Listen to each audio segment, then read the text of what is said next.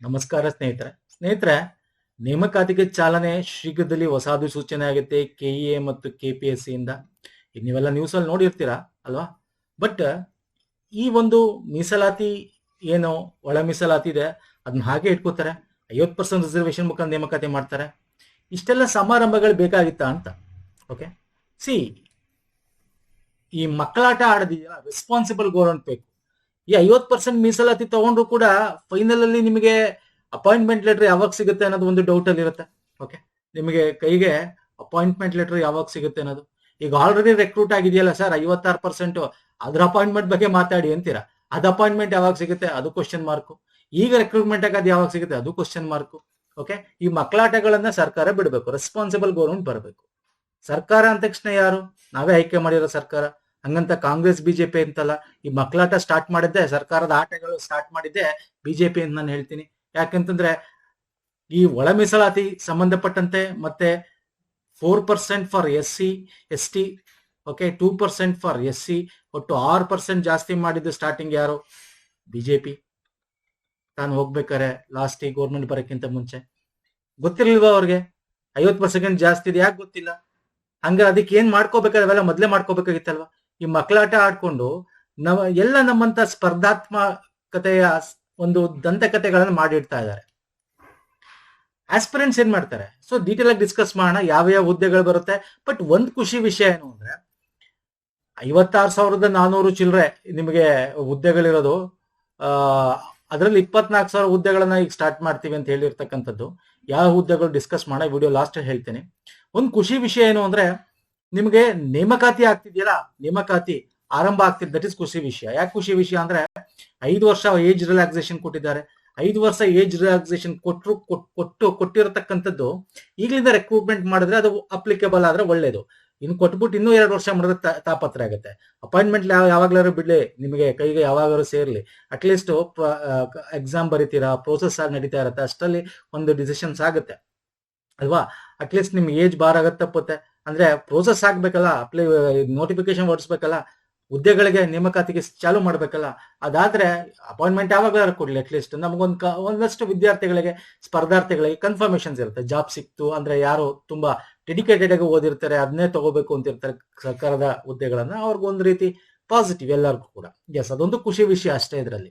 Okay, ಏನಾಯ್ತು ಮುಂದೆ detail ಆಗಿ ಡಿಸ್ಕಸ್ ಮಾಡ್ತಾ ಹೋಗ್ತೀನಿ. ಯಾವ ಹುದ್ದೆಗಳಿಗೆ ಕರೀತಾರೆ, ಏನಾಗುತ್ತೆ, ಇದು ಹೆಂಗ್ ಮಾಡ್ತಾರೆ, ಏನು, ಯಾಕೆ ಇದು ಕೂಡ ಪ್ರಾಬ್ಲಮ್ ಆಗುತ್ತೆ, ಡೀಟೇಲ್ ಆಗಿ ಡಿಸ್ಕಸ್ ಮಾಡಿ ಸ್ನೇಹಿತರೆ. ನಿಮ್ಗೆ ಗೊತ್ತಿದೆ 27/11/2025 ಏನು ಮಧ್ಯಂತರ ಆದೇಶ ನಮ್ಮ ಹೈಕೋರ್ಟ್ ದಿಂದ ಬಂದಿತ್ತು. ಓಕೆ, ಈ ಒಂದು ಪ್ರೋಸೆಸ್ ಏನಿದೆ 56% ರಿಸರ್ವೇಶನ್, ಅದು 50 ಎಬೋ ಇರೋದ್ರಿಂದ ಇದಕ್ಕೆ ತಡೆ ಕೊಟ್ಟು, ಅಂದ್ರೆ ಇದು ನೇಮಕಾತಿ ಪ್ರಕ್ರಿಯೆ ಚಾಲ್ತಿಯಲ್ಲಿರ್ಲಿ, ನೆಕ್ಸ್ಟ್ ನೇಮಕಾತಿ ಬಗ್ಗೆ 50% ಅಲ್ಲಿ ಮಾಡಿ ಚಾಲ್ತಿ ಮಾಡಿ, 56% ಇರೋದು ನೀವು ಕೊನೆಯಲ್ಲಿ ಪ್ರೋಸೆಸ್ ತನಕ ತಗೊಂಡೋಗಿ ಅಂತ ಹೇಳಿತ್ತಲ್ವ ಸರ್. ಅದಕ್ಕೆ ಸಂಬಂಧಪಟ್ಟ ಸರ್ಕಾರ ಕೂಡ ಫೆಬ್ರವರಿ 27ನೇ ತಾರೀಕು ಒಂದು ಆದೇಶ ಕೂಡ ಹೊರಡಿಸ್ತು. ಅದು ಗೊತ್ತಿರುತ್ತೆ ತಮಗೆ ಅಲ್ವಾ ಸರ್? ಏನಂತ, ಆಸ್ ಪರ್ ಹೈಕೋರ್ಟ್ ನ ಆದೇಶದ ಪ್ರಕಾರ ಏನಿದೆ, ನಾವು ಈ ಒಂದು ಅಪ್ಕಮಿಂಗ್ ನೋಟಿಫಿಕೇಶನ್, ಮುಂದಿನ ಒಂದು ನೇಮಕಾತಿಗಳನ್ನ 50% ಅಲ್ಲಿ ಆಸ್ ಪರ್ ರೋಸ್ಟರ್ ಬಿಂದು, ಹಳೆ ಬಿಂದು ಏನಿದೆ 2012ರಲ್ಲಿ ಏನ್ ಮಾಡ್ತಾ ಇದ್ರು 12/28, ಸೊ ಅದನ್ನ ಕಂಟಿನ್ಯೂ ಮಾಡ್ಕೋತೀವಿ. ಆ ರೋಸ್ಟರ್ ಬಿಂದು ಬಗ್ಗೆ ಡಿಸ್ಕಸ್ ಮಾಡೋದು ಬೇಡ ಈಗ. ಓಕೆ, 10ನೇ ನಂಬರು ಅದು ಇದು ಅಂತ ಡೀಟೇಲ್ ಆಗಿ ಕೊಟ್ಟಿದ್ದಾನೆ, ಅದು ಬೇಕಾಗಿಲ್ಲ.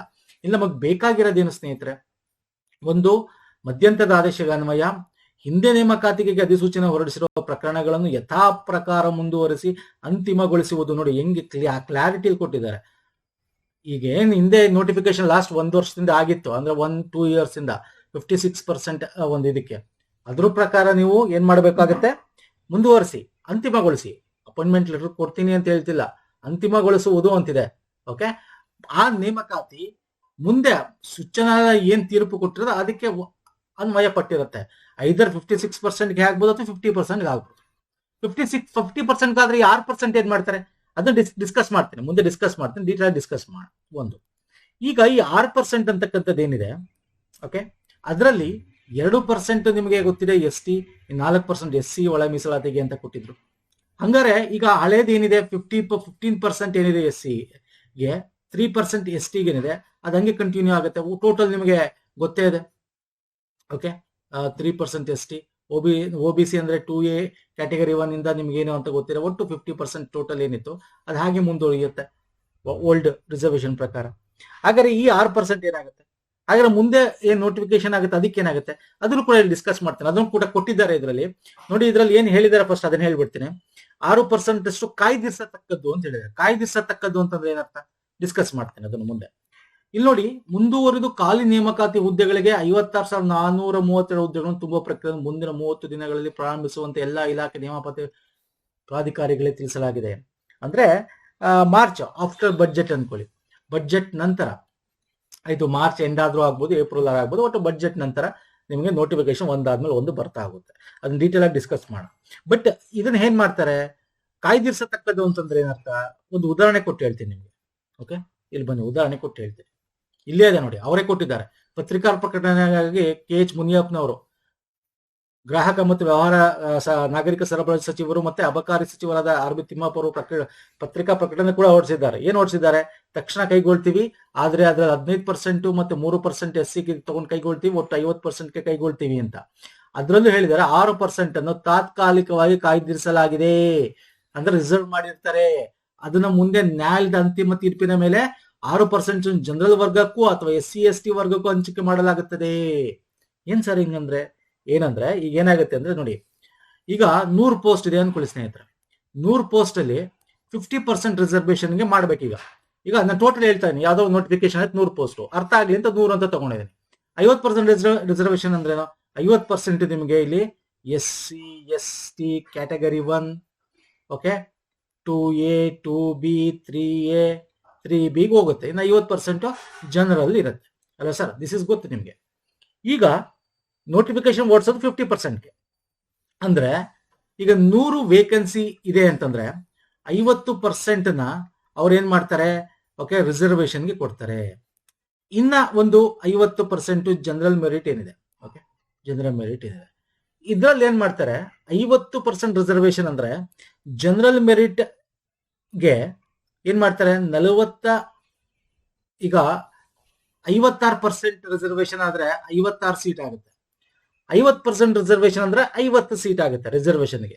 ಸೊ 100 ಜಾಬ್ಸ್ 100 ವೇಕೆನ್ಸಿ ನಂಬರ್ಸ್ ಇದೆ ಅಂತಂದ್ರೆ 50 ರಿಸರ್ವೇಶನ್ಗೆ ಬರುತ್ತೆ, ಇನ್ನು 50 ಜನರಲ್ ಬರುತ್ತೆ ಅಲ್ವಾ ಸರ್.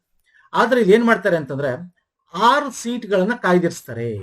ಅಂದ್ರೆ 50% ರಿಸರ್ವೇಶನ್ ನ ಏನ್ ಮಾಡಬೇಕು ಅದನ್ನ 50 ವೇಕೆನ್ಸೀಸ್ ನ ರಿಸರ್ವ್ಡ್ ಕ್ಯಾಟಗರೀಸ್ಗೆ ಇಟ್ಟಿರ್ತಾರೆ.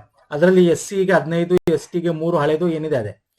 ಇನ್ನು ಜನರಲ್ ಮೆರಿಟ್ಗೆ 46 ಅಂದ್ರೆ 44 ಸೀಟ್ ಇಟ್ಟಿರ್ತಾರೆ. ಇನ್ನು 6 ಸೀಟ್ಗಳನ್ನ ಕಾಯ್ದಿರಿಸ್ತಿರ್ತಾರೆ. ಅಂದ್ರೆ ಏನರ್ಥ ಸರ್, 6 ಸೀಟ್ಗಳನ್ನ ಕಾಯ್ದಿರಿಸೋದು ಅಂದ್ರೆ ಏನರ್ಥ, ಈ ಪ್ರೋಸೆಸ್ ನ ಹಿಂಗೆ ತಗೊಂಡೋಗ್ತಾರೆ. ಮುಂದೆ ನ್ಯಾಯಾಲಯದ ತೀರ್ಪೇನಾಗುತ್ತೆ, ನ್ಯಾಯಾಲಯದ ಆದೇಶ ಏನಾಗುತ್ತೆ, ಅದ್ರಲ್ಲಿ 50% ಅಂದ್ರೆ ಈ 6 ಸೀಟ್ ನ GM ಗೆ ಇನ್ಕ್ಲೂಡ್ ಮಾಡ್ತಾರೆ. ಅರ್ಥ ಆಗ್ತಿಲ್ಲ, ನಾನು ಇನ್ನೊಂದ್ಸಲ ಹೇಳ್ತೀನಿ ಬೇಕಾರೆ. ಇಲ್ಲಿಗೆ ಬರ್ತೀನಿ. 100 ಸೀಟ್ ಇದೆ, 50 ಸೀಟು ರಿಸರ್ವ್ಡ್ ಇರ್ತಾರೆ, ಇನ್ನು 50 ಸೀಟು GM ಗೆ ಹಾಕ್ಬೇಕು. ಇದರಲ್ಲಿ 50% ರಿಸರ್ವೇಶನ್ ಮಾಡ್ತಾರೆ ಅಂದ್ರೆ ಇದಕ್ಕೆ 50 ಇಟ್ಟಿರ್ತಾರೆ, ಇದಕ್ಕೆ 44 ಇಟ್ಟಿರ್ತಾರೆ 100 ಸೀಟಲ್ಲಿ. ಇನ್ನು 6 ಸೀಟು ರಿಸರ್ವ್ ಆಗಿ ಇಟ್ಕೊಂಡಿರ್ತಾರೆ ಅವ್ರೆ. ಇದ್ರ ಪ್ರಕಾರ ನೇಮಕಾತಿ ಆಗುತ್ತೆ. 6 ಸೀಟ್ ಏನ್ ಮಾಡ್ತಾರೆ, ರಿಸರ್ವೇಶನ್ ನಂತರ ಏನು ನ್ಯಾಯಾಲಯದ ತೀರ್ಪು ಬರುತ್ತಲ್ಲ, ಆ ತೀರ್ಪಿನ ನಂತರ ಅಕಸ್ಮಾತ್ ಈ 6% ಕೊಡಬೇಕು, 56% ರಿಸರ್ವೇಶನ್ ಕೊಡಬೇಕು ಅಂದ್ರೆ ಇಲ್ಲಿಗೆ ಸೇರಿಸ್ತಾರೆ. ಅದರಲ್ಲಿ 3%, 2% SC ಕೊಡ್ತಾರೆ, 4% ST ಕೊಡ್ತಾರೆ. ಸರ್, SCಗೆ 4%, STಗೆ 2% ಕೊಡ್ತಾರೆ. ಅಕಸ್ಮಾತ್ ಇದು ತಪ್ಪು ಆಗಲ್ಲ, 50% ಮಾತ್ರ ಮೀರಂಗಿಲ್ಲ ಅಂತ ಸರ್ಕಾರದ ಕೋರ್ಟ್ನ ತೀರ್ಮಾನ ಬಂದ್ರೆ ಆಗ 44 ಪೋಸ್ಟ್ ಏನಿತ್ತು, ಓಕೆ, ಜನರಲ್ಗೆ ಅಂತಿಟ್ಟು 6 ಪೋಸ್ಟ್ ನ ಇವ್ರು ಕೊಡ್ತಾರೆ. ಇಷ್ಟೇ, ಈ ರೀತಿ ಮಾಡ್ತಾರೆ ಸ್ನೇಹಿತರೆ. ಅರ್ಥ ಆಗಿದೆ ಅನ್ಕೋತೀನಿ. 100 ಪೋಸ್ಟ್ ನ ನಾನು ಡಿವೈಡ್ ಮಾಡಿ ನಿಮ್ಗೆ ಹೇಳಿದೀನಿ. ಇದ್ರ ಅರ್ಥ ಅಷ್ಟೇ, 6% ಅನ್ನು ತಾತ್ಕಾಲಿಕ ಕಾಯ್ದಿರಿಸಲಾಗಿದೆ.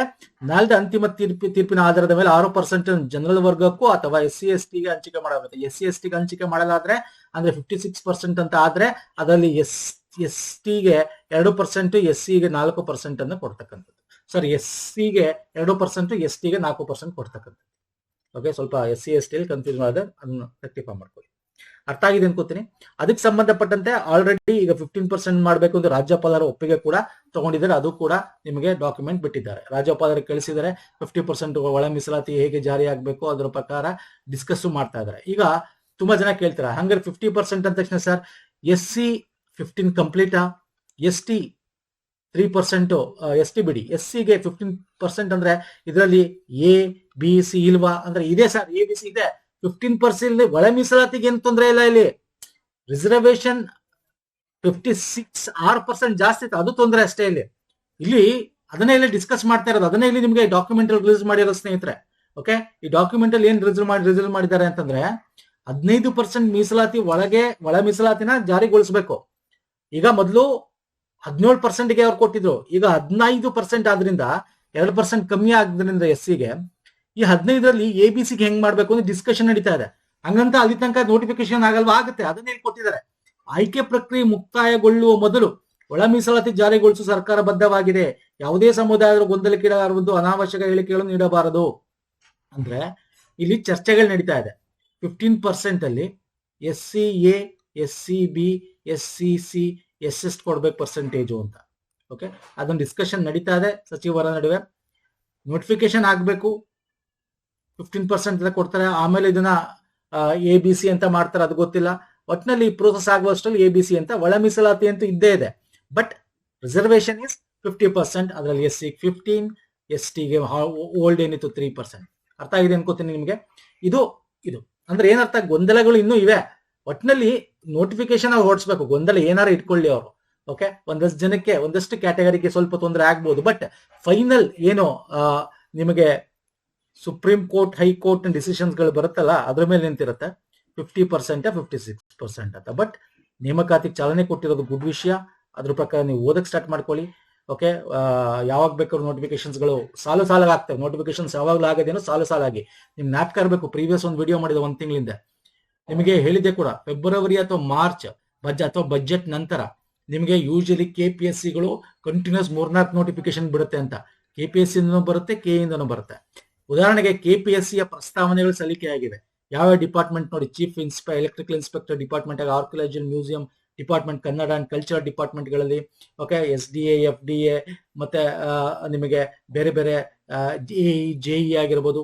ಮತ್ತೆ ಹಳೇದು ಲಾಸ್ಟ್ ಇಯರ್ದು ಕೂಡ 2 years ಬ್ಯಾಕು ಕೂಡ SDDA ಗ್ರಾಮೀಣ ಅಭಿವೃದ್ಧಿ ಇಲಾಖೆಯಲ್ಲಿ, ಮತ್ತೆ ಗ್ರಾಮೀಣ ಅಭಿವೃದ್ಧಿ ಏನೋ ನಿಮಗೆ ಗ್ರೇಡ್ 1, ಗ್ರೇಡ್ 2ಗಳೆಲ್ಲ ಆಗ್ಬೇಕಾಗಿದೆ. ಅದು ಇವೆಲ್ಲ ಕೂಡ ಏನಿದೆ ಒಂದು ಸ್ಟಾರ್ಟ್ ಮಾಡ್ತಾರೆ. ಓಕೆ, ಸೊ ಇದಿಷ್ಟು ಪ್ರಮುಖವಾಗಿ ಸ್ನೇಹಿತರೆ. ಮತ್ತು PCPSI ಕೂಡ ಆಗುತ್ತೆ. ಜೊತೆಗೆ ವಾಣಿಜ್ಯ ತೆರಿಗೆ ಏನೋ ಡಿಪಾರ್ಟ್ಮೆಂಟ್ ಅಲ್ಲಿ ಆಗ್ಬೇಕು, SDA, FDA ಮತ್ತೆ ಕಮರ್ಷಿಯಲ್ ಟ್ಯಾಕ್ಸ್ ಇನ್ಸ್ಪೆಕ್ಟರ್, ಆ ಹುದ್ದೆಗಳು ಕೂಡ ರೆಡಿ ಇವೆ. ಅವು ಕೂಡ ನಿಮಗೆ ನೋಟಿಫಿಕೇಶನ್ಸ್ ಆಗ್ತವೆ. ಮತ್ತೆ PCPSI ನಿಮ್ಗೆ ಗೊತ್ತಿದೆ, KE ಮುಖಾಂತರ ಆಗ್ತಕ್ಕಂಥದ್ದು. ಸೊ ಅದು ಕೂಡ ರೆಡಿ ಇವೆ.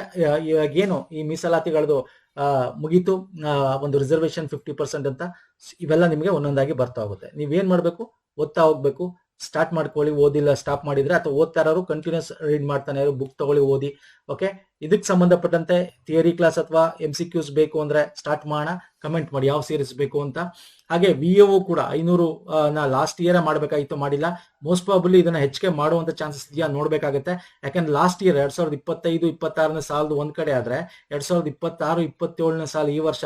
ಓಕೆ, ಒಂದಷ್ಟು ಪೋಸ್ಟ್ಗಳು ಪ್ರತಿ ವರ್ಷ ಕೂಡ VA ವಿಲೇಜ್ ಅಕೌಂಟೆಂಟ್ ಅಥವಾ ವಿಲೇಜ್ ಅಡ್ಮಿನಿಸ್ಟ್ರೇಟಿವ್ ಆಫೀಸರ್ದು ನೋಟಿಫಿಕೇಶನ್ಸ್ ಆಗಬೇಕು. ಸೊ ಹಾಗಾಗಿ ಲಾಸ್ಟ್ ಇಯರ್ 500 ಹುದ್ದೆಗಳು ಈ ಇಯರ್ದು ಸೇರಿ ನಿಮಗೆ ಎಲ್ಲ ಜಿಲ್ಲಾಧಿಕಾರಿಗಳು ಗೊತ್ತಾ, ಈಗ ಮೊನ್ನೆ ಕೂಡ ಲಾಸ್ಟ್ ಮಂತ್ ಅಲ್ಲೂ ಕೂಡ ಹೋಗಿತ್ತು. ಸೊ ಹಾಗಾಗಿ ಅವೆಲ್ಲ ನೋಡ್ಕೊಂಡು ಇದನ್ನ 500 ಜಾಸ್ತಿ ಮಾಡುವಂತ ಚಾನ್ಸಸ್ ಇದ್ರೂ ಇರ್ಬೋದು. ಯಾಕಂದ್ರೆ ಲಾಸ್ಟ್ ಟೈಮ್ 1000 ಆಗಿತ್ತು, ಈ ಸರಿ ಕೂಡ 500 ಜಾಸ್ತಿ ಆಗ್ತಕ್ಕಂಥದ್ದು VAOಗೆ ಆಗ್ಬೋದು. ಸೊ ಹಾಗಾಗಿ ಪ್ರಿಪರೇಷನ್ ಸ್ಟಾರ್ಟ್ ಮಾಡಿ. ಯಾಕಂದ್ರೆ ಡಿಫಿಕಲ್ಟೀಸ್ ಇರುತ್ತೆ ಕ್ವಶನ್ಸ್ ಪೇಪರ್. ನೀವು ನೋಡ್ತಿದ್ರೆ ಈಗ ತಾನೇ KE ಎಕ್ಸಾಮ್ಸ್ಗಳು ಏನಾದ್ವು, ಎಷ್ಟು ಪೇಪರ್ ಹೆಂಗಿತ್ತು, GK ಪೇಪರ್ಸ್ಗಳು. ಹಾಗಾಗಿ ನಿಮಗೆ ಬೇಕಾದ್ರೆ VAOಗೆ ಕಂದಾಯ ಇಲಾಖೆಯ ಒಂದು ಕಾಯ್ದೆ ಇದೆಯಲ್ಲ, ಅದನ್ನು ಕೇಳುವಂತ ಚಾನ್ಸಸ್ ಇದೆ. ಮೊನ್ನೆ ಕೂಡ ಕೇಳಿದ್ದ VAOಲೆ ಒಂದು 2-3 ಕ್ವಶನ್, ಈ ಸಲ ಒಂದು 6 ಕ್ವಶನ್ 10 ಕ್ವಶನ್ಸ್ ಕೇಳಬಹುದು. ಸೊ ಹಾಗಾಗಿ ಇವೆಲ್ಲ ಓದ್ಕೊಳ್ಳಿ. ಸೊ ಇನ್ಫಾರ್ಮೇಶನ್ಸ್ ಗಳು ನಮ್ಮ ಟೆಲಿಗ್ರಾಮ್, ಇನ್ಸ್ಟಾಗ್ರಾಮ್ ಅಪ್ಡೇಟ್ ಮಾಡ್ತೀವಿ. ಫಾಲೋ ಮಾಡ್ಕೊಂಡಿಲ್ಲ ಫಾಲೋ ಮಾಡ್ಕೊಳ್ಳಿ. ಪುನೀತ್ ಫೋರಮ್ ಅಂತ ರೀತಿ ಸಿಂಬಲ್ ಎಲ್ಲ ಸಿಗುತ್ತೆ, ಸರ್ಚ್ ಮಾಡೋದು ಸಿಗುತ್ತೆ ಸ್ನೇಹಿತರೆ. ಓಕೆ, ನೆಕ್ಸ್ಟ್ ವಿಡಿಯೋದಲ್ಲಿ ಪುನಃ ಸಿಗ್ತೀನಿ. ನಮಸ್ಕಾರ, ಧನ್ಯವಾದ. Any doubts comment section comment ಮಾಡಿ. ಧನ್ಯವಾದಗಳು ಸ್ನೇಹಿತರೆ.